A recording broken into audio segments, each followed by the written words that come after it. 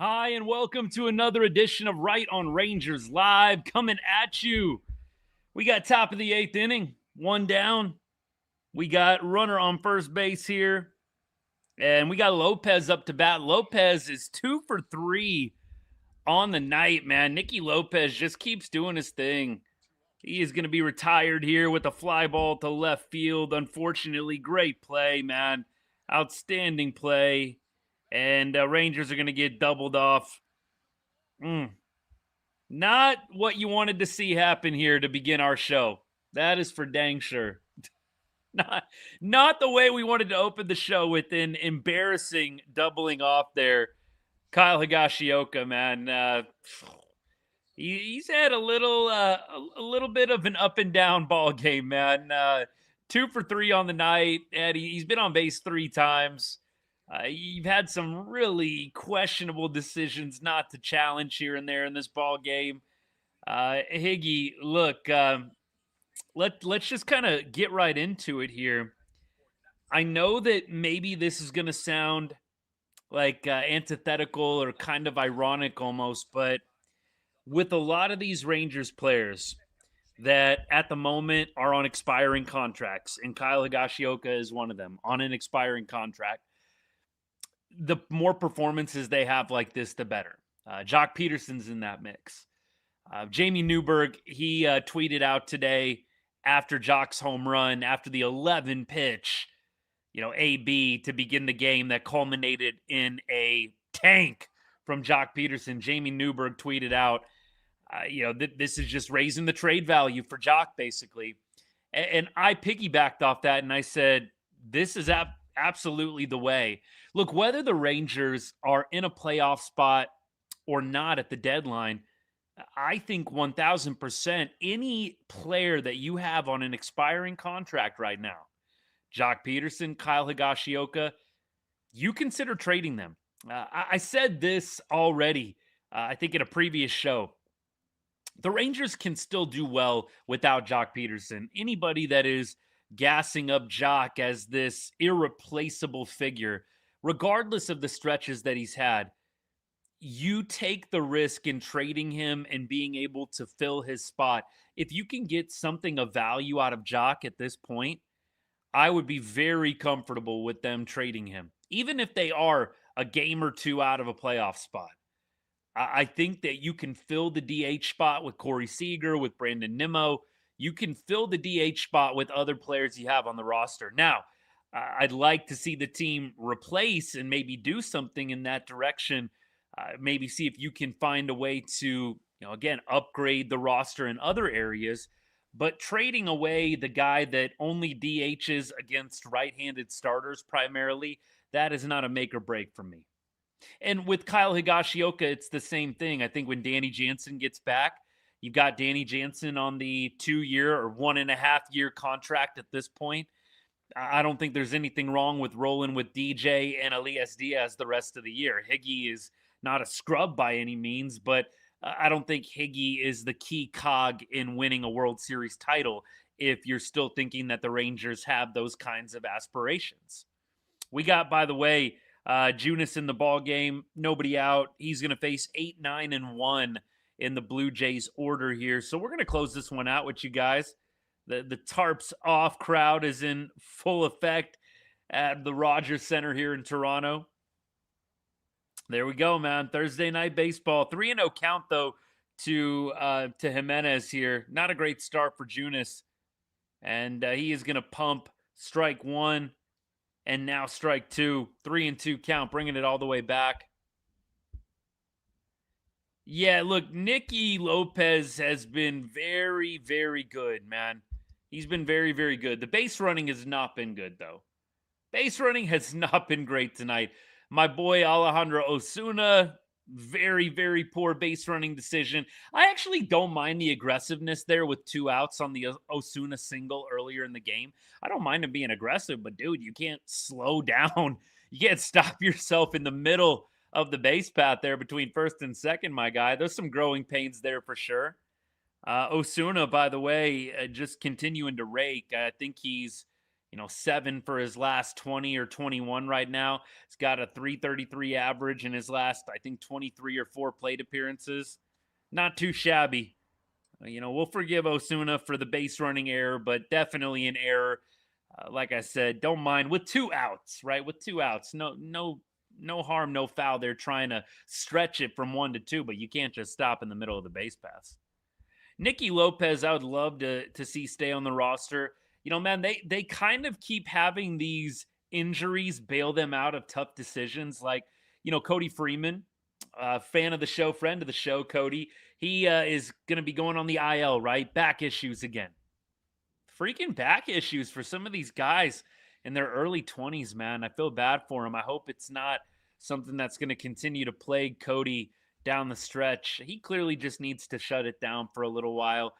10-day IL. I was a little surprised. I mean, with those back issues, man, it's feels like sometimes it's rarely a 10-day thing. Feels like with Cody, maybe the way is to shut him down for a couple, maybe shut him down for a couple months. Just let that back heal. I mean, look, they might have to keep him on the 10-day just because it might be in that weird gray area. But going back to Nicky Lopez, Cody Freeman going on the IL kind of allows you to avoid making a tough decision, right? Nicky Lopez, though, should absolutely be on the roster still. I mean, he has been outstanding. I mean, what more do you need to see from the guy? Seriously, Nicky, since becoming a Ranger, man, batting well over 300. Well over 300. I think batting over 330. Nicky Lopez in his last 7 games has a 400 batting average with an 829 OPS. Is that good? Is that any good? Oh, man. Look, a couple of people are asking, and I always get asked about Cody Freeman. Like, what do you see in Cody Freeman? First of all, I think Osuna is a really good example when you think about a player like Cody Freeman. A lot of people with Osuna last year would ask me the same question. Dude, I even got asked this year, dude, why are you so hyped up on Alejandro Osuna, man? He's not that good. He's not that good, bro. I heard that all the time about Osuna. I still hear it about Osuna. But what you'll notice about Osuna is that he's actually gotten a runway to play, right? Osuna's been playing every day. It's not a shock to me that all of a sudden he looks better. I think you would probably find the same thing with Cody Freeman, man. It's just my opinion. You don't have to agree with it. But I do think if Cody actually got a solid stretch of playing time, you might see different results. Cody just kind of being a spot start guy, a pinch hit guy here and there, I could see where he might be a little over his skis. I think you give Cody a little bit of a runway, you might get something a little bit better out of him. I don't know that he is going to be showing off his max potential in spot starts and pinch hitting opportunities here and there.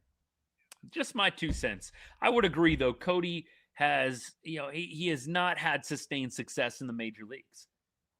I don't think there's any argument there. Cody Freeman has not had sustained success, consistent success since he got up to the pros. And I'll just say, and yes, maybe I'm a little bit biased because I'm a big Cody Freeman fan, but I do think, get him healthy and get him some playing time. We might be seeing different results here. Jacob Junis, by the way, after a little bit of an interesting start, is going to end up shutting down the Blue Jays in this inning. And a beautiful thing to see. This is what you need. Look, I will say this. Clearly, I'm never going to be upset about Jacob Junis giving us a scoreless inning, but man, would you have liked to have seen Texas maintain a 6-run lead? You would have loved to have seen Texas not have to use Junis in this ball game. I know some people are going to think I'm being negative, whatever. You would have loved to have seen Jacob Junis not have to pitch tonight after going up 6-0. Look, you could have used a number of other arms tonight. You're just looking up and down the stretch. You could have used Tyler Alexander tonight, right? You could have used Ross tonight. I might have gone ahead and used him a little bit tonight. You could have gone so many different directions had you just maintained that 5 or 6 run lead. For me, I definitely am going to be happy with the win tonight. Don't get me wrong. It just bugs me. Like we have so many games coming up in the next stretch of days here, right? The Rangers don't have an off day until July 3rd, man, before the 4th of July. That's the next off day for Texas. Magic Mike, I'm with you, brother. Like, why do we have to let up when there's a big lead? You don't want to have to burn Jacob Junis and Jacob Latz night after night. Probably my biggest complaint from tonight. We're going to keep things mostly positive. You guys know how it goes. I mean, look, you don't want to be that guy, but I just hate how this bullpen gets so overused, man. So overused.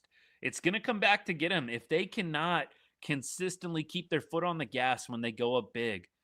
And you would have loved to have just send this thing home with the combination of Tyler Alexander and Joe Ross and kept all of your guns available to you Friday, Saturday, Sunday.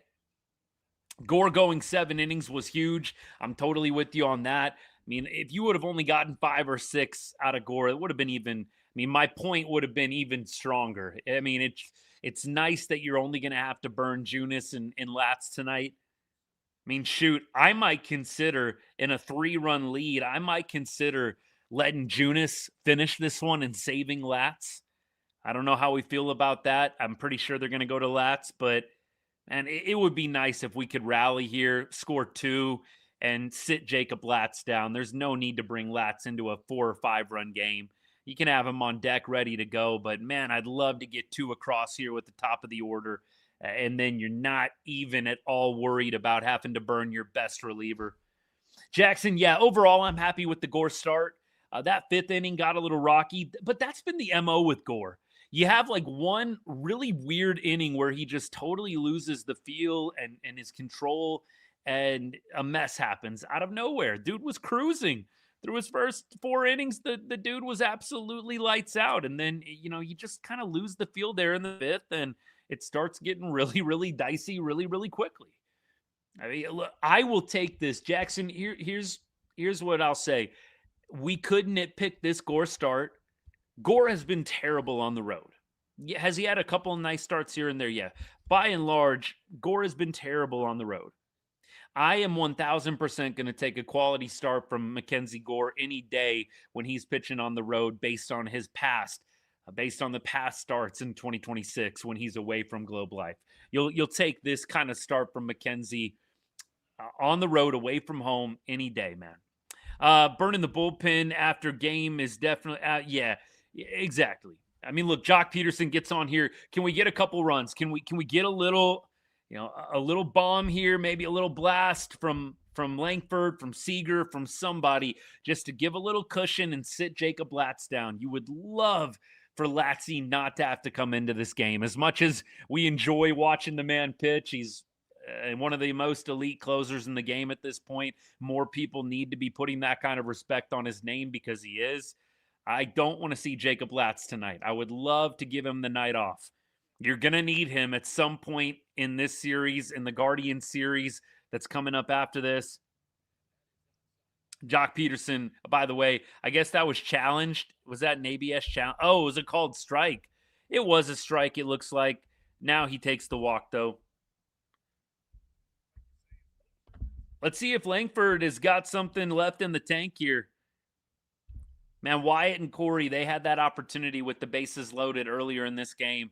I'm not going to go too hard on Wyatt Langford. The dude has been raking of late, so I'm not going to go in on Wyatt. He didn't come through. Corey, first pitch pop-up with his bases loaded opportunity. Not great, but, man, you'd love to see these guys take advantage now. Not going to happen here, though, as Wyatt Langford on a slider, kind of honestly middle in, right over the heart of the plate. Wyatt not going to be able to get the job done here. So, Corey Seager, it's up to you, man. It is up to you. Double play, too. Brutal. Brutal, brutal, brutal. I didn't think there was any way Wyatt was going to get thrown out there. I didn't think there was any way. I thought he would be safe by a mile. He hit it pretty hard. It was a good turn, man. Clement, he has got a nice turn over there at second base. See how quick that was? Speaking of, I'm not trying to do any glazing of the other team here, but man, that was a quick turn at second. Corey Seager going to be swinging here. Man, this is another ground ball to the pitcher. Jeez. Come on, Core. That pitch was nowhere close to. Look, I'm gonna give a little bit of the benefit of the doubt here. Look, 92 off the bat. It's not like he got jammed up in the first inning, but man, Corey Seager, the free swinger that he is, that's just not a good pitch to try and hit. Corey, you're gonna have to give him some grace. I know there's some fans that are already expecting him to come back and just be raking, man. I'm not gonna go in on Corey. I think you got to give him a couple of series. If it's been a week and he's still not doing it, you're probably going to hear me go in a little harder.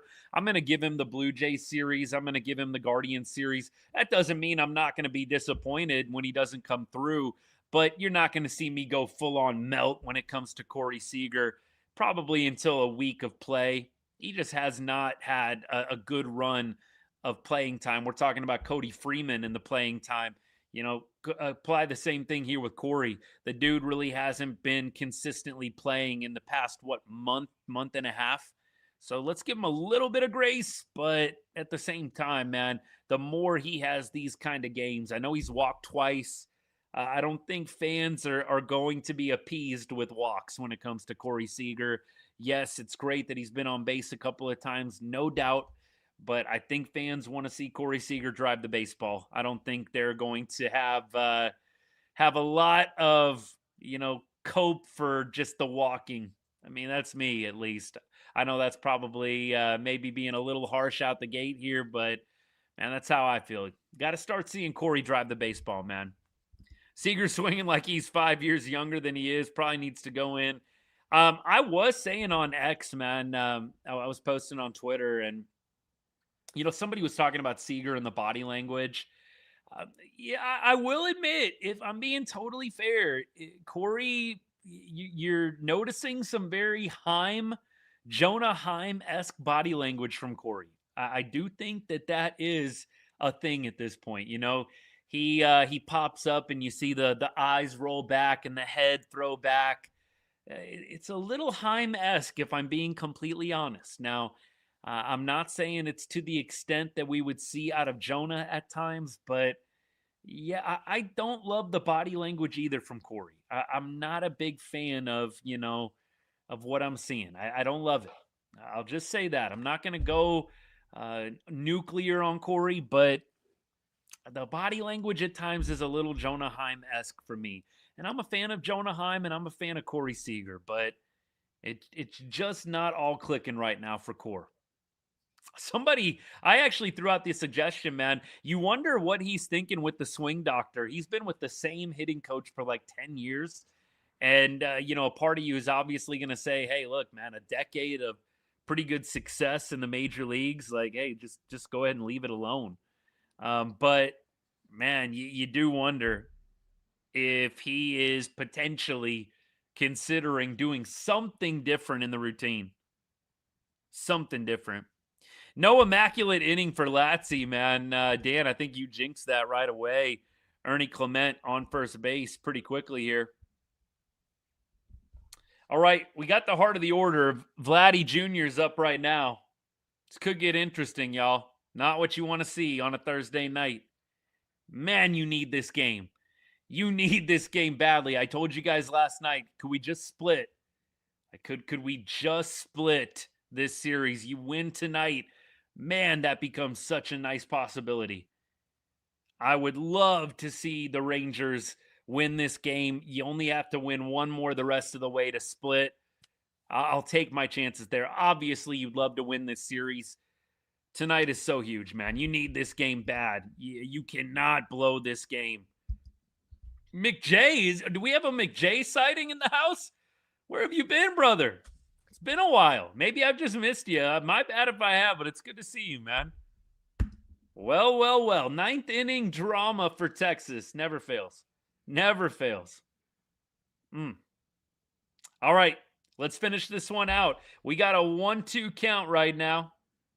Latz wastes a fastball high.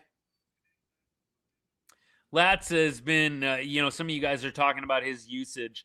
Latz has been throwing a lot of late, man. His His usage is quite high right now. And over his last 7 games, he's thrown 10 innings. I'll go to the game log, give you guys a little bit more specifics here. Check swing, no good. In the month of June, he's thrown 11 innings so far. Not as bad as I thought. At the beginning, he really was not getting used as much, but of late, he's thrown the 19th, the 20th, the 22nd, and now the 25th. So he's thrown a lot in the last week. This is his 4th appearance in the last week. And look, tomorrow would technically be the end of that week. He threw on, like I said, the 19th, 20th, 22nd, now the 25th. So if you use him again tomorrow, that's 5 times in 7 days. Mick J, forgivable. You're all good, brother. I appreciate you. Good to see you. Good to hang out. Can't believe Joc is shutting me up after that dog water talk I gave him last year. Yeah, I think Joc is obviously, he's doing well this year. There's no arguing that Joc looks a lot better than he did last year. I think we can obviously put the argument of worth it or not to bed. The contract was not worth it. Even right now, Joc is obviously above average, I would say, at this point in the year. He's above average. It's still, in order for Joc's contract to have been worth it, you need him to have some kind of gargantuan year. And I honestly think whether they're in a playoff spot or not, the Rangers will consider trading him. Every player that's on an expiring contract, I think the Rangers are going to do their homework on and potentially ship out of town, whether they're in a playoff spot or not. I'm dead serious. I don't think Joc Pederson, Kyle Higashioka, some of these players that are on expiring contracts, I don't think that they are safe from a trade, even if the Rangers are in a, 1 or 2 games out of a wild card spot. By the way, Latsy in a battle right now with Vladdy Jr., man. Pitch number 11 incoming. Not what you want to see. Jacob Latz throwing a ton of pitches. Love a double play ball right here. Roll me over, Vladdy. Come on, baby. Roll me over. Another one coming right now, and that's a swing and a miss. There we go. There we go, Latsy. 1 down. 1 pitch will do it. You can get a little double play ball here. Latz wins the battle. What a challenge pitch, too. Like, Latz, man, stone's a steal. Just challenging Vladdy with that pitch right down the pipe. You got to love that from Latz, man. Like, that's just a challenge pitch. Hit me. Hit me. And right through, waving a miss. Got to love that. Okamoto up to bat right now. He is 1 for 3 on the night. Having a pretty good year. I mean, he's had a little bit of a rough start. 239 with a 778 OPS. On the evening, he does have a single. He laced that line drive right past Corey Seager. That kind of got the party started for the Jays in the 5th inning, if you'll remember that far back. It's a 1-1 count right now. Latz at 14 pitches. Man, could we keep this under 20? Oh, can we keep this under 20, please? Give me a double play ball, baby. That was, Marcus, I'm with you. Look, probably not the pitch I would have gone with there. Not the pitch I would have gone with. But he gets it. Oh, no. Oh, no, no, no. No. No. Feel like Michael Scott from The Offense. Please, God, no. No. Oh, geez. Dead center, baby. Okamoto. 1-run game. 1-run game, baby. Not good. Not good. John, 1,000%. Buckle the seatbelt. Get your barf bag out immediately. Look, we'll forgive Latz, man. He has been so good, but this is going to be crushing if the Rangers don't get this done, man. They've got a run to work with here, You challenged Vladdy. You probably got away with it a little bit. Marcus and I were just talking about that. You got away with one maybe with Vladdy a little bit. Man, you have got to get this done.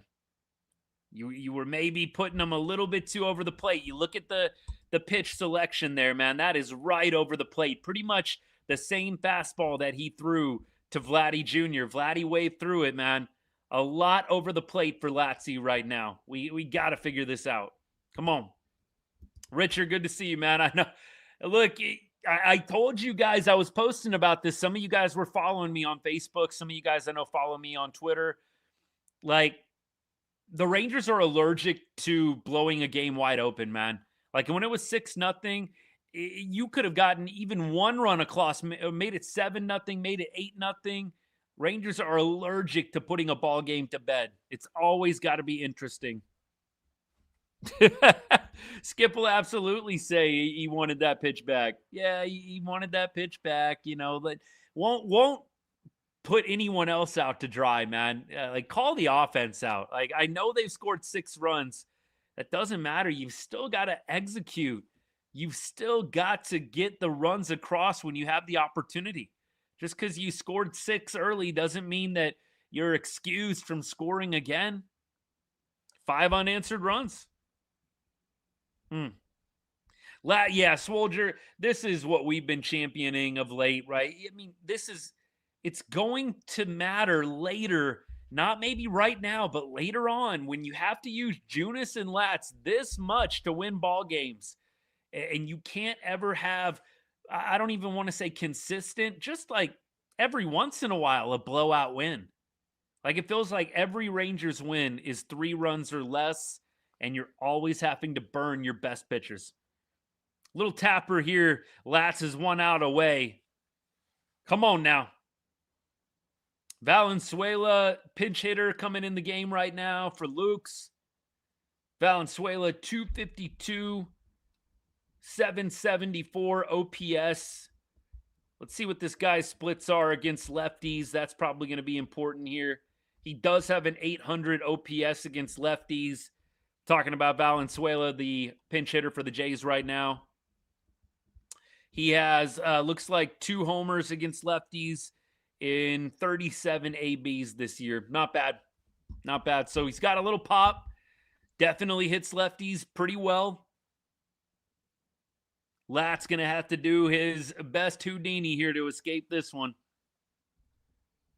Salvador, it shouldn't have even, the comment here, by the way, is they should have won 6-0. They should have won 9 or 10-0. That's how many opportunities the Rangers had in this one. Yeah, Seager, we already talked about Siegs a little bit, my guy. Appreciate the comment. Good to see you. Yeah, Siegs is going to have to do a little more than walks. I don't think a lot of fans are going to be appeased with he walked twice. He's back. Yeah, I just don't think that's going to happen. First pitch hacking, man. How about that? You know, look, he is up there ready to swing. His Valenzuela, pinch hitter for the Jays. And he is quickly going down 0-2. Lats goes curveball in the dirt, and Valenzuela cannot resist. Rangers 1 strike away here. Come on. Come on. Pitch number 3 incoming. Ooh, can we get a challenge on this one? Can we get a challenge? Can we get a challenge on this one? Man, that is close. We've got one, don't we? Ooh, that is close. That's strike 3 right there. How do you not challenge strike 3 to end the game? How do you not challenge strike 3 to end the ball game? Look, I know it might work out. How do you not challenge that? Oh, my goodness. Look, I bet we'll still win this ball game, but nevertheless, come on. How do you not challenge strike freaking 3? It might have been a ball. It might have been a ball, but it's the principle of it, man. Here's the pitch. Strike 3. He takes a pitch right down the freaking middle, and the Rangers are going to take game 1 in Toronto. Cue the I Like Texas music. Hello, win column. The Rangers get back on track after dropping 2 straight to the Marlins. MacKenzie Gore gets his 5th win of the season. Jacob Latz secures save number 15. Wyatt Langford goes back-to-back games with a bomb. Jake Burger lights it up. And the Rangers might need to move to Canada. I don't know if we've seen an offensive outpouring like this in a little while.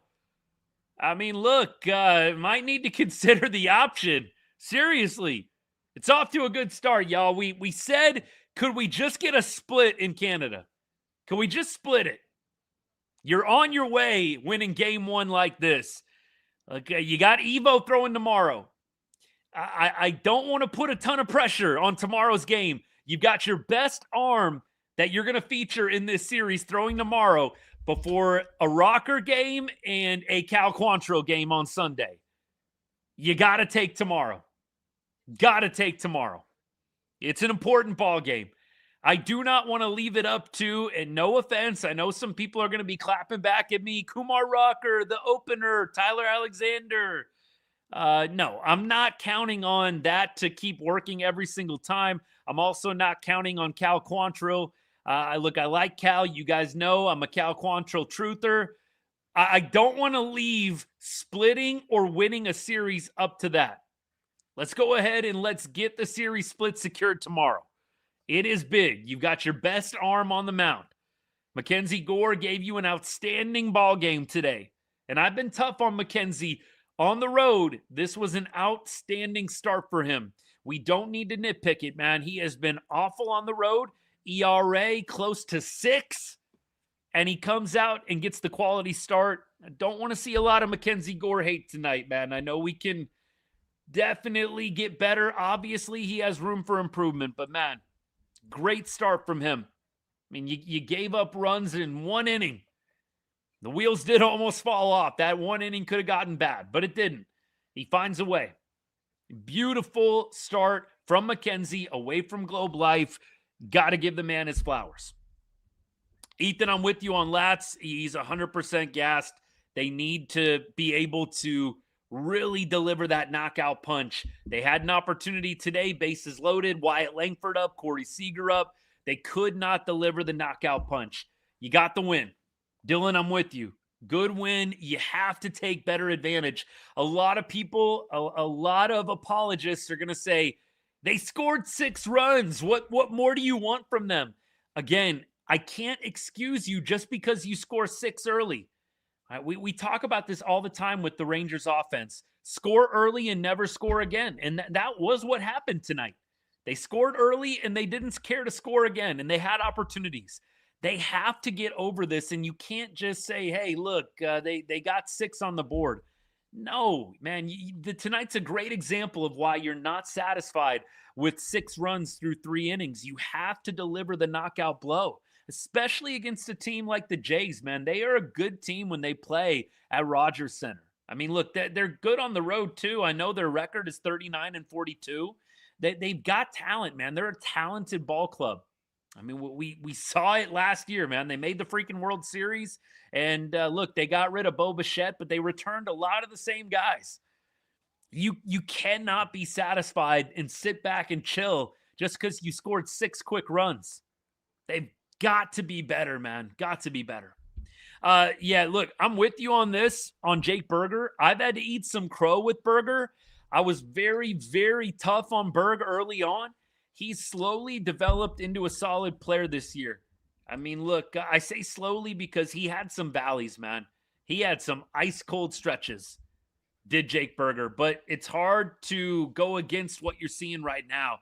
I mean, the man is batting .348 in his last 7 games. He's batting .340 in his last 15 games. Over the last 2 weeks, Burger has an OPS, a 1044. I mean, look, this is a guy that, I mean, look, the numbers say cleanup, but I actually like how they haven't brought him up further than that 5 spot. You've got 5-hole right now for Burger. They were batting him lower. I think you go ahead and you keep him around this 5, 6, 7 spot. I don't think you throw him up in the 4-hole yet. Just leave him right where he is. I like Brandon Nimmo. Cleanup. I wouldn't even mind, you flip-flop. I think you could flip Burger and Pederson a little bit. I know that the argument, Joc doing well out of the leadoff spot, leave it alone. I mean, look, I just don't want to see Berger go up too much higher, man. Just leave him where he is. He's doing well. We won the series opener. Series openers have been tough for Texas. It feels like I'd have to go back and do the math, but the eye test tells me it's been tough to win series openers. I know they did it against Miami. It felt like there was a stretch of about a month there where we were always dropping series openers. And then we would maybe win the next two and still win the series. But it always feels good when you win that first game, man. And a 4-game set, it's so huge. You lose that first game in a 4-game set, now you got to win 3 in a row in order to win the series. Look, I mean, when you win that first game, the Rangers could drop tomorrow, and now you only have to win 2 games in a row to win the set, right? To secure a split, now you only have to win 1 out of 3. It's just huge when you win the first game of a 4-game set. Richard, let's go Rangers. I'm with you on that, my guy.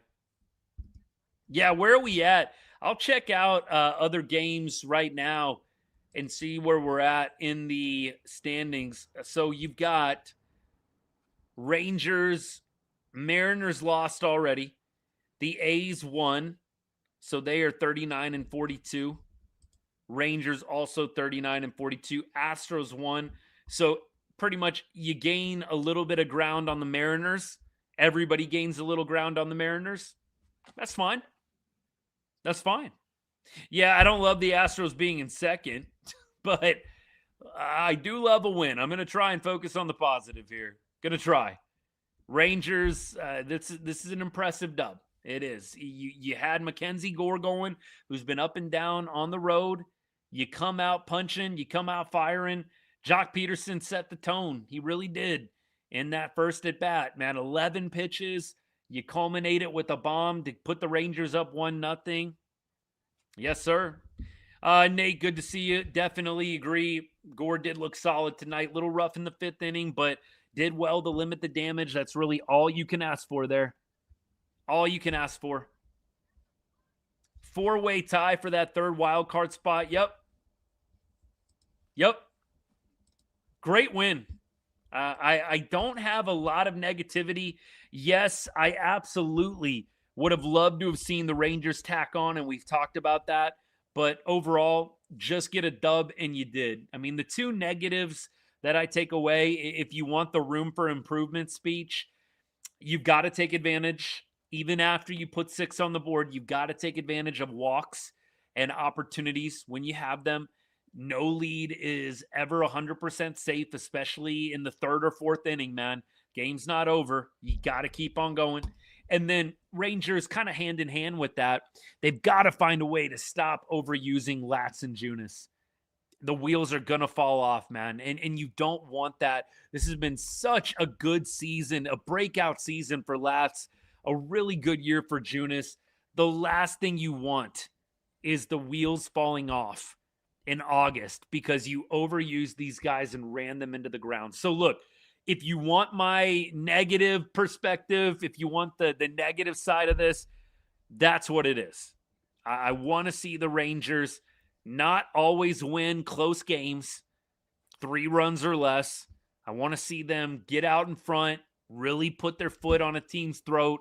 And I think you want to see them take advantage of opportunities with runners in scoring position. They got the long ball thing down. You would love to see them hang more runs on a team, when they have the chance to do it. 30 appearances at the halfway point for both Lats and Junis. It's a lot. That's a lot of appearances, man. I mean, look, you're not quite playing every game, every other day, but you're kind of in that territory.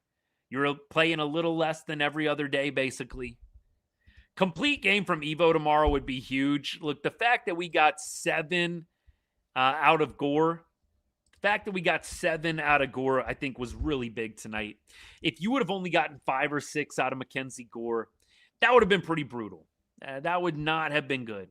Berger getting interviewed here. Let's lock in on Berg for a second. I'll check your comments too.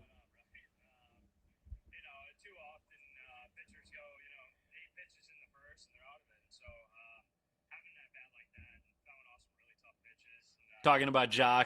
Yeah, that at bat by Joc was just so clutch, man. Just so clutch. I definitely have been hard on Joc. Want to give the guy some flowers, man. He was great tonight. That 11 pitch AB to start the game was just so huge. So huge. Man.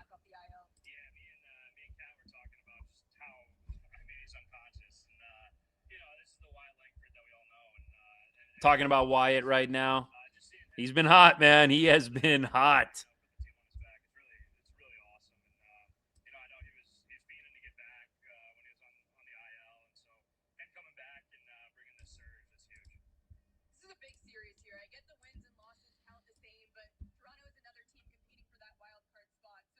Burger since June 7th, 370 average. Whew. 370 with a 1093 OPS. That's where Burger is sitting since June 7th, 18 days ago. I mean, look, I already brought up some of the numbers already, but that is really impressive. Really impressive. And look, numbers, I always tell you guys this, numbers are the ultimate truth serum sometimes. Like, you know, they don't always go hand in hand with your opinion, right? They don't always go hand in hand with the eye test, but man, that's the ultimate truth serum right there. 370 for Jake Burger since June 7th. My goodness. I mean, look, we said it already. One of y'all said it. I mean, it is like, it's hard to deny the guy is coming on strong. Yeah, someone made a comment earlier. Seager's body language needs to improve. I totally agree. I mean, I kind of brought that up. The things you see with Corey, it's just like he pops it up, right? And you see the eyes roll back, and it's just like that kind of stuff where you're like, dude, you're the leader. Like, I know you're pissed off and frustrated. Clearly, Corey is not satisfied with his performance. It's probably driving him nuts. And then on top of that, you're adding in the fan sentiment. I know Corey's not super active on social media. Maybe he hasn't seen much of anything on social media, but I mean, you guys know there's a lot of negativity around Corey Seager right now, more so than I've ever seen covering the team. And I've tried to be measured, but the numbers are what they are. Talking about numbers being the ultimate truth serum, the numbers are what they are. Corey's not having a good year. He's not having a good year. And then I do think, Evan Grant comes out and reports on Corey and says he doesn't want to DH. I mean, I'm paraphrasing a little bit, but Corey Seager really doesn't want to be a full-time DH. And so you're kind of adding a layer of maybe not necessarily wanting to do what's best for the team. I don't know what other inference you're supposed to take from Corey Seager really doesn't want to DH. I think Zeke Duran's a better shortstop than Corey Seager at this point. Zeke was showing off tonight, filling in for Josh Young at third base. I think at this point, Corey's got to start hitting. There's going to be more and more people turning on him the more he does not perform. And I don't want to see that. He's a franchise legend, man. Who wants to see Corey Seager in this stretch? Nobody. But he's got to pick it up. I do see the fan base, the tide turning a little bit. There's always going to be the people that, dude, don't be so hard on him. 3 years ago, he hit the homer in game 1. Nobody is ever going to look back on Corey Seager at the end of it all and be like, yeah, that dude was a bum. I think it's perfectly reasonable to be upset, frustrated with certain players not performing, especially guys like Corey that are making a lot of money and are supposed to be the guys at the top of the food chain when it comes to production. That's not happening this year. But look, when Corey's time as a Ranger is done, I don't think a lot of people are going to be like, yeah, that guy was awful. I mean, it's temporary frustration. But all of us, I think, are going to look back on Corey with a lot of positivity. How could you not? 105.3 was roasting his effort really hard today. Yeah, I want to be careful. I just think here's the criticism the right criticism, if I could offer this up. And I know maybe I'm sounding a little arrogant, condescending, but just roll with me for a little bit here. I said this on the show the other day. Here is the correct take on Corey. It is an extremely fair criticism to say Corey Seager has to be available more. Don't give me dumb luck. He's just bad luck. It's just so unfortunate he can't stay healthy. No, Corey Seager has to be available more. That is an incredibly fair criticism. And that, to me, is what every fan should be saying to themselves. This guy has got to be available more. And you've got to stop making excuses. You've got to be on the field. Can you always control it? Somebody beans you in the wrist? No. But that's not really what's happening here. I mean, yeah, Corey Seager, he runs into the catcher and there's a concussion. Head injuries are tough. I'm not going to sit here and pretend like Corey was milking the injury. I think that gets into a really dangerous area, dangerous territory that I don't care to go down. But I do care to make the assessment and the assertion he's got to be available more.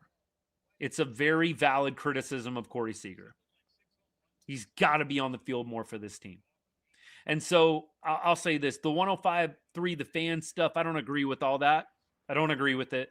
You cannot play into the psychological stuff too much as an analyst. I think you get into bad waters, very muddy waters. But the bottom line is this dude's got to be on the field and he's got to start producing. Especially, and here's the thing with the production. If you're going to have your own swing doctor and you're not going to really listen to the hitting coaches, granted, I know that Skip kind of threw the bone of, we try and give him all the tools that we can.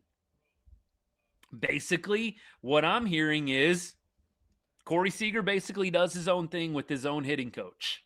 And he's had that hitting coach for a very long time, by the way. I think we have to say that out loud. He's had that hitting coach for a very long time. I think like 10 years. I want to say it's 10 years or so. So I don't think at this point Corey's probably going to move off of that hitting coach.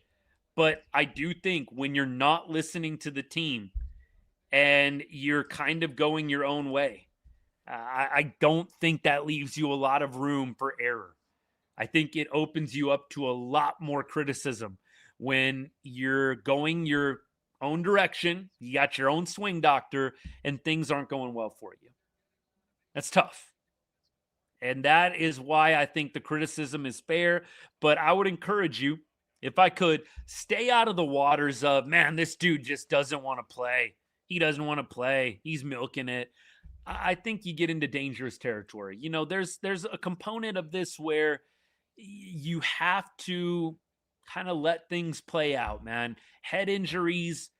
Look, I told you guys, football, I've coached it. I've played it. I've been around the game a while. Head injuries are no joke, man. You never know. Now, do I think the optics with Corey are great? No, but let's not try and play team doctor. I really struggle to come to the conclusion Corey Seager just doesn't want to play ball. You can agree to disagree with me, but the bottom line is he's got to be on the field more. Michael, you too, man. Thanks for hanging out. Tecumseh, bring back Josh Smith. Now, Josh is, I think he went hitless the other night, but he had a run of 4 or 5 straight games in AAA, getting a base knock. We'll check on him tonight. Corey's feeling the heat. He knows that he isn't the face of the franchise anymore. Wyatt's taken over. I don't know if Corey cares about that. I do think he's feeling the heat. I don't know if he cares about face of the franchise stuff, Dan, but I do think he is feeling it. I think it's obvious. We're talking about the body language. I think it's obvious he's feeling it a little bit. He's feeling it. And look, I get it. Who wouldn't be frustrated? You're Corey Seager, 2-time World Series MVP, and you can't hit worth a lick right now. A lot of people would be feeling that. Keep going. Seager is kind of like, Hambone. Out of his mind, 2010-11 should have been the World Series hero and MVP. It just wasn't meant to be. Well, I mean, look, I think I was with you, John, on the Hambone connection in that, it does feel like injuries have hampered Seager's career. Hambone obviously had the substance abuse stuff, but Hambone's body failed him at the end, right? He was going through it a lot with the injuries. So it's actually a pretty decent comp. I think Hambone obviously was on a little bit of a different tier talent-wise than Corey. In a good way, right? But I do think the similarities with the injuries are there for the taking. I think that Corey just has to find a way to stay more healthy, man. And look, the not wanting the DH thing, man, who knows if that would actually help Corey, but I think you got to give it a shot, don't you? I think you have to give it a shot. Hey, by the way, I know a couple of you guys have followed during the show. We've gotten a couple of new subs on YouTube. Hey, if you're on TikTok right now, you haven't hit that follow button yet, man. This is what we do pretty much every night. It's just talking ball, talking Rangers baseball. We breach a number of different topics, but I just appreciate you guys hanging out. Thank you for the comments. It's been great along the way. Hey, man, Tecumseh, thank you for the follow. It means a lot. This is an every night thing for me. I mean, unless I got a family vacay or got something crazy going on with work, pretty much every night we hang out and talk Rangers baseball. So I appreciate the follows, man. Thank you for the likes. Thank you for the comments. We got probably about 10 more minutes left of the show. Then we're going to go watch some USA. I know this game isn't like super meaningful, but you know what? The World Cup only comes around once every 4 years. We're going to soak up as much as we can. So that's my next journey. I'm going to have the iPad on the Round Rock game. We're going to check out how Cam Cauley and Josh Smith are doing. Cam Cauley is hot right now, by the way, man. 3 homers in his last, I think, 7 games. Cam is trying to get onto that 40-man. And I am ready for that major league debut. I think he's going to be up probably at some point this summer, but Cam has been wrecking it, man. If we get close to 500, should we be buyers? Dan, here's where I'm at with the buyer-seller conversation. I've already kind of talked about it a little bit, but I know some of you guys come in at different points. Don't expect this deadline to be very conventional. I think it'll be a little unconventional with the buying and the selling. I don't think the Rangers are going to fire sale. So, I mean, let's just be totally clear on that. I just don't see the Rangers fire sailing. I think that they will hold on to Evo, DeGrom, Seager, regardless. I do not think they're going to sell those players. I do think that you are going to see the Rangers explore trades for the players that are on expiring contracts, win or lose. I think the Rangers will take calls on Joc Pederson, even if they're in a playoff spot. I think the Rangers will take calls on Kyle Higashioka, even if they're in a playoff spot. I think they will see what they could potentially get for those players with the understanding that, although Joc has been playing really well, he's probably not going to make or break a World Series for you. And you can always go and trade for someone to replace Joc's bat or production. Joc is a DH that only plays against righties. I know he's been playing a little bit more against lefties, but a little bit more against, mostly against righties, right? You can replace a guy like that. Joc is basically a platoon DH. I think they could be buying too. I mean, I could see them going out and getting a bat, going out and getting a relief pitcher, going out and getting a starting pitcher. I just think it'll be a little unconventional this year. Like you might see them sell some players that, hey, he's actually, not doing too bad, like a Joc Pederson or a Higgy, but it's an expiring contract. And I mean, think about it this way. If you sell Joc Pederson, even if you're 1 game out or even if you're in a playoff spot, if you sell Joc Pederson, you open up the DH spot now for Corey Seager. You could go and trade for a shortstop. You could go and trade for a second baseman. There's actually, I think, a lot of doors open by trading a guy like Joc. And I know that some Rangers fans might not want to hear that. Bro, he's one of our better hitters.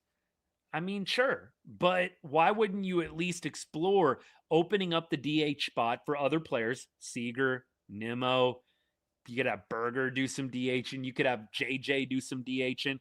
I would love for them to have JJ do a little more DHing, man.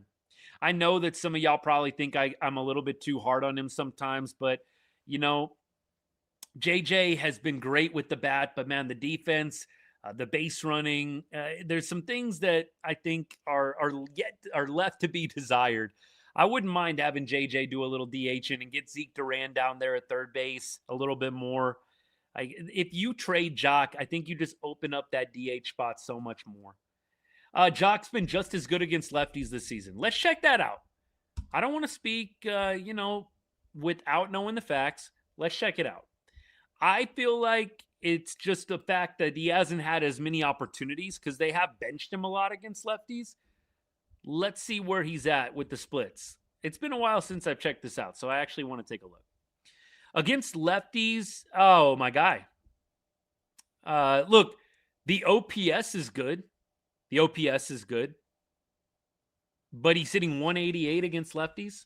OPS is 900 plus. So he has gotten some extra base hits, but it's 16 ABs. It's 16 ABs, and he's batting 188. He's 3 for 16 against lefties. So, I mean, I don't know if I would go that far. I mean, clearly the OPS looks good, but it's a 16 AB sample size. So I just don't know if I would go like he's been just as good against lefties. Where was this Joc last year? Missing in action. Career OPS, maybe. I'm not looking at career. I'm looking at just right now. I'll check it out, though, for the career and see if I can get a feel for it. I'm on MLB. It's not going to show me career for the splitties, unfortunately.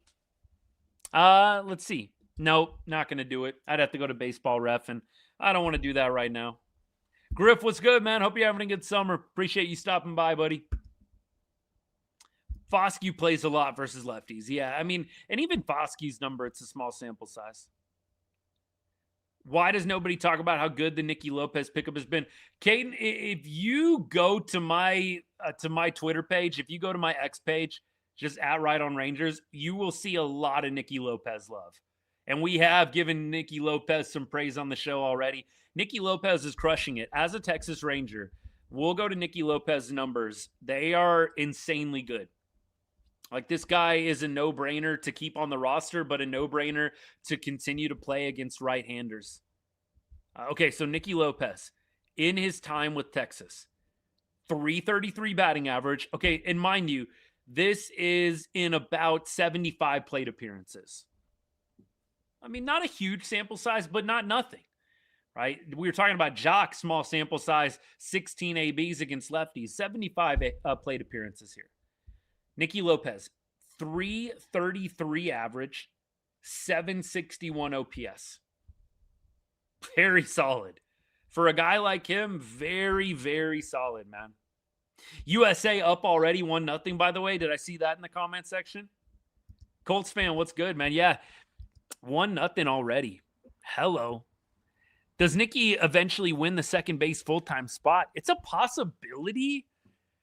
You know, here's the only thing, and I know that this is going to sound negative, but look, I know a lot of y'all follow for the realness. I'm not here being disingenuous. I'm not trying to gas up something mediocre. I think you guys know I try to keep it a buck, and I'm going to try to do it with this Nicky Lopez situation. The team really loves Josh Smith, and I like Josh Smith a lot too. He is an easy guy to cheer for. This club really loves them some Josh Smith. And I know that comes off like I'm a Josh Smith hater, but I think it's the reality. I think Nicky is going to have to continue to perform at a very high clip to hold off Josh Smith. I think it's going to have to be a very high clip. I think that this team is looking for every reason to get Smitty back to Arlington. And I wouldn't mind seeing it, by the way. I just don't know if I want to see them bench Nicky Lopez when he's hitting like this.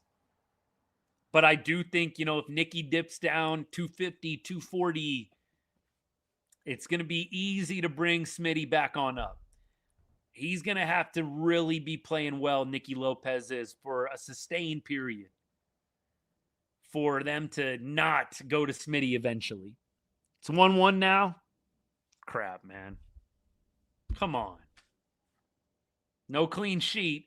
Hopefully they'll figure it out. I know this game doesn't count. You know what I was thinking, though, after they won their second match?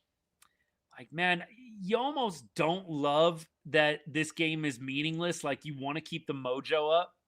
So I would love to see them have a good showing.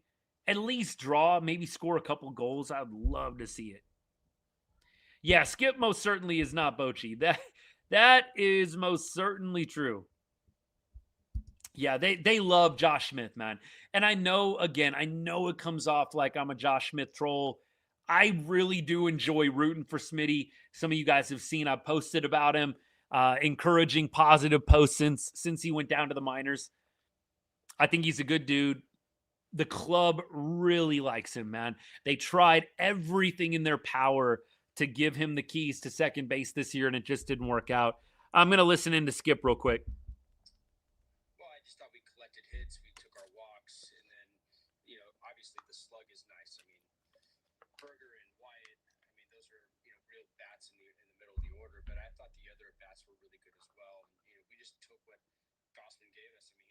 He's a tough pitcher. He's been a good pitcher for Yeah, a long time. Gausman really has pitched well against the Rangers. I was really surprised how well they hit him today. We didn't chase it a lot. We did chase it a little bit. That's going to happen. He's really good, but I felt like we saw the ball up enough where we put some really good swings on it and just started collecting hits, and then a couple big home runs separated it a little bit. Back-to-back quality starts from MacKenzie Gore. What did you think about the way he was able to reset there after he struggled a bit in that fifth? He was on cruise control the first couple innings.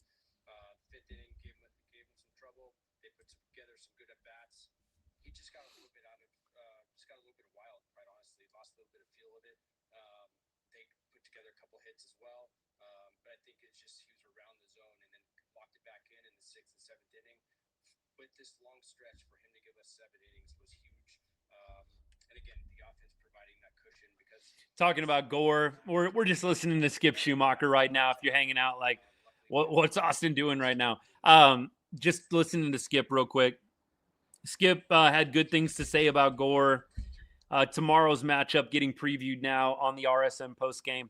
So not a lot of deep stuff there from Skip. Look, it's a win. You'll take it. The last thing Laura Stickles is going to do is light it up with the hard hitting questions after a dub. So yeah, look, you keep it positive tonight. A win on the road against the Blue Jays, regardless of the record, in Rogers Center. Not the easiest environment to play in. We have bad memories of that from what was that, 2016, 2017, whatever, 16, I believe. Jays. There's some things you just can't get out of your memory. But look, the Blue Jays at home were 22-20 coming into this. They're a winning ball club at home. A lot of teams are like that. So look, you go into Toronto and you get a dub in game 1. It's big. It's big. Tomorrow, by the way, going to be facing Pat Corbin. Is anybody going to be shocked with like a Pat Corbin masterpiece?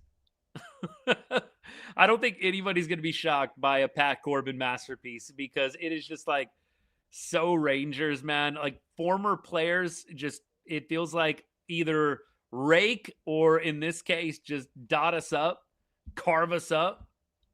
And look, I hope that doesn't happen tomorrow. Rangers, I'm sure, will be going Wyatt Langford leadoff. Absolutely.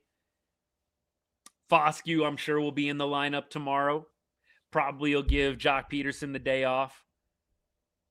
Unless he has like great numbers against him. Looks like Joc is 1 for 5 against Corbin lifetime. Berger 1 for 6. Duran 0 for 3. Elias Diaz probably going to get a start tomorrow if I had to guess. Diaz is 5 for 24. Actually 7 for 24, 292 batting average against Corbin lifetime. Higgy, not bad either, 2 for 7. JJ, 1 for 2. Kellenic and Langford do not have ABs. I bet we'll see. I don't think we will see Kellenic tomorrow, lefty. I wonder if Osuna will play. I wonder if they will start Osuna. Osuna actually has really good numbers against lefties this year. It is a small sample size, but Osuna actually has reverse splits. He's actually better against lefties this year than he is righties, if that makes sense to you. Here's Osuna's numbers against lefties this year. And this is in 12 at-bats. So I'm going to, full disclosure, 12 ABs. 417 batting average with a 917 OPS. Look, it's only 12 at-bats, 13 plate appearances, but I wonder if they'll give Osuna the start. Could be interesting. Seager versus Corbin, I got you. Siegs is 194 batting average in 31 plate appearances, no homers. 504 OPS lifetime against Corbin. Might not be Seager's day to get going tomorrow, lefty on lefty. In fact, did they talk about Seager maybe getting the day off tomorrow? I think Seager is getting the day off tomorrow. I thought I heard that on the broadcast. Maybe somebody can back me up. I thought I heard them say they're going to take Seager and give him a little day tomorrow with the lefty and the first day off the IL. That's just going to give people fuel to the fire. Dude, you already need an off day 1 day in. But I thought I heard them say that the plan is to bench Corey tomorrow because there's a lefty and just to kind of ease him back into the whole experience. Yeah, and Darnell, I know. Again, I just said it, man. I think it's only going to give fuel to the fire, but I thought I heard them say on the broadcast. Did anybody else hear this? I thought I heard them say on the broadcast that the plan is to rest him tomorrow because there's a lefty and put Duran back at shortstop and then bring Corey back on Sunday. Don't shoot the messenger. Don't shoot the messenger. Seriously, I'm just telling y'all what I thought I heard. Evan Carter starts rehab tomorrow. JBJ, we'll be keeping track of Evan Carter. JBJ, is he going to Frisco or is he going to Round Rock? Did you see? Look, I never pretend to have like the latest and greatest scoop for you guys. I'm pretty quick, but I think I would imagine maybe they do a little Frisco. Because look, if he goes to play with Round Rock, he's got to go to Tacoma. He's got to go to Tacoma. The Round Rock's in Tacoma right now, up in Washington. So it's got to be AA, right? Never used to have to give him time off. He usually hits the ground running. Yeah, they did say, apparently Skip said that they're going to do a lot more time off for him now. A lot more time off. Like, I know that's going to just piss some people off, but they did say they're going to do a lot more maintenance for Corey. They kind of came out the gate in 2026, not giving him any days. You remember, Corey played for like 3 straight weeks before he got a day off, man. They really came out the gate dedicated to playing him a lot. Maybe it's a reason he's broken down, but I think they have committed to giving him some more off days. Definitely Frisco, unless they leave him down for a bit. Yeah, again, Round Rock is in Washington right now, so that to me doesn't make a ton of sense to fly him all the way out there if you can just bring him to Frisco. Let's see how he does, man. I really feel like this has got to be one of those rehab stints where you give him a week. I don't think there's any reason with how well Osuna is playing to, rush Carter back to the bigs. Come on now. We're not an Evan Carter away from just unlocking God mode here. Like, we're definitely going to see great defense from Evan. Nobody needs to pretend like we're missing his bat. JBJ, I'm totally with you. You took the words right out of my mouth, brother. You always got good stuff. Appreciate the comments. Like, he could use a few weeks in the minors. I really wish that they would give him a little bit of an extended stay. Colts fan, I'm with you on this. Like, let him have 2 weeks, man. You know what I hope they do? You remember what they did for Wyatt? I hope they do the exact same thing for Wyatt. Give Evan Carter 1 or 2 series down in Frisco. Promote him to AAA. Round Rock is going to be back in Texas next week. Do a little weekend series with Frisco. Do a little maybe full week with Round Rock. Give him a week and a half of games. I think you're going to be hard-pressed unless you're just straight up demoting him to leave him down for much longer. But I think a game or a series in Frisco, a week in Round Rock, promote him. That could be the recipe. I think a lot of you guys are on the same page there with Evan. I don't think anybody's missing the bat. In fact, Osuna is crushing it in comparison to what Evan Carter was doing. I don't think anybody's really missing the glove. Look, Wyatt's had a couple of plays here and there that weren't particularly smooth, but Wyatt is an elite outfielder. I don't think anybody needs to pretend anymore like there's this massive gap. And I don't want to get on this soapbox because I've done it a lot of late. There's not a massive gap between Carter's glove and Langford's glove. In fact, I think you could make the argument Carter is a little bit subpar in comparison to Langford. The ability to get jumps. Carter is only marginally faster than Wyatt Langford. Yeah, bringing Carter back after the break wouldn't be the worst idea. It really wouldn't. Yeah, Brennan, thank you. Thank you. We've got one Carter apologist. And I say that with love, my guy. We got one Carter apologist. You're the first one I've met that admits, after watching Wyatt Langford in center field, the gap is not that big, if there is one at all. I could go with, if you still think Evan Carter is the superior defender, I can go with you. But don't tell me that the gap is massive. It's not a massive gap. Carter, like I said, there's two guys in Major League Baseball. One of them's PCA. You probably won't know the other one. He plays for the Nationals. I believe it's Jacob Young. There's two guys in baseball that cover more ground at the crack of the bat, reaction time, than Wyatt Langford. Two. Evan Carter is, I think, forget what he was on the list, 25th. So Evan Carter's like 25th, Wyatt Langford's 3.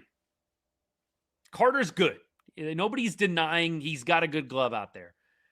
But if you're going to hit a $170, that glove has got to be PCA level good for me to keep you in the lineup. No rush for Carter. Hopefully he's able to put the bat on the ball, keep him down in the minors. I'm with you. Kellenick's definitely getting the boot. It's not going to be about Osuna. Kellenick's going to go back down. Although with Kelenic, do you have to DFA? I think he might have enough time. Can you send Kelenic down without a DFA? I'm blanking right now. I should know this, but I don't know.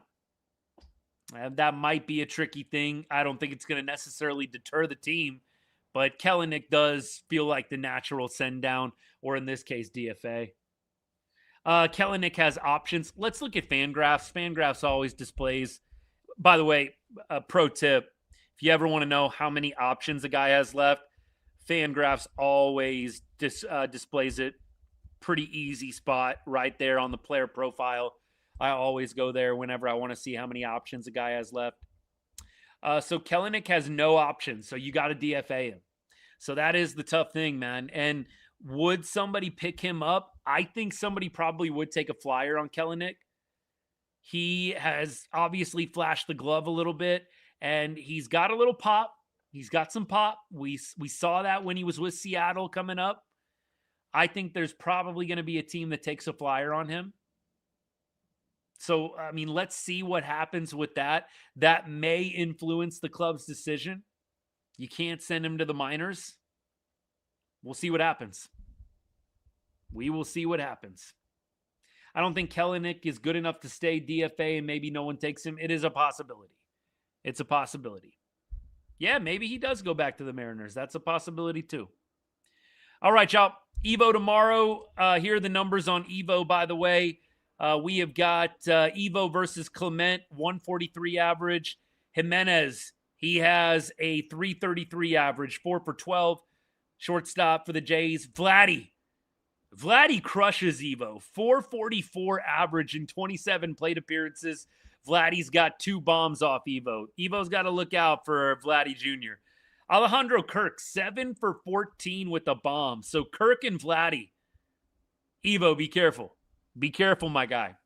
Luke's 1 for 5. Okamoto is no official. That makes sense. Rookie this year. Schneider, 1 for 5 with the bomb. Springer, 231 average lifetime against Evaldi in 26 ABs. He does have a home run off Evaldi as well. Straw, 3 for 11 lifetime. Urias, 1 for 4. Varsho, 0 for 4. That's what we got. Evo, by the way, in his last couple of outings, 6 innings, 3 earned runs against San Diego, 7 innings, 3 earned runs against the Red Sox, and then 5 2/3, 4 earned runs against the Royals. In his last 7 games, 4.34 ERA. So look, not, unstoppable, unbeatable, but solid. Evo 7-7 with the 4.24 ERA this season, 92 strikeouts and 93 innings pitched. Vlad is on pace for 8 homers this year. Yeah, Ethan, I'm kind of with you on that. I'm hoping he doesn't wake up against the Rangers tomorrow against a pitcher that he has hit very well in the past. All right, y'all.